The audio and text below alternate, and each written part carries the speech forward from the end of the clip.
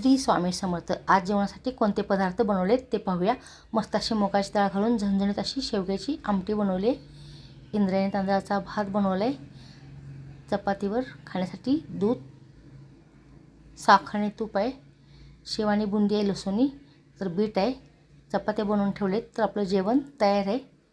तर आता आपण ताटात वाढायला घेऊया. ताटामध्ये 2 वाट्या ठेवलेत. एका वाटीमध्ये आपण दूध घालूया.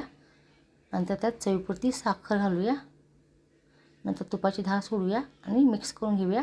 तर दूध चपाती खायला एकदम मस्त लागते, स्वीट डिश म्हणून.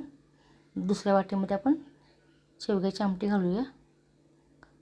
नंतर कडेला भात वाढूया. ताटामध्ये 2 चपात्या ठेवूया. शेव आणि बुंदी, लसुणी खायला मस्त लागते तोंडी लावताना. नंतर आपण बीटच्या फोडी ठेवूया. तोंडी लावायला लोणच्याची फोड ठेवूया.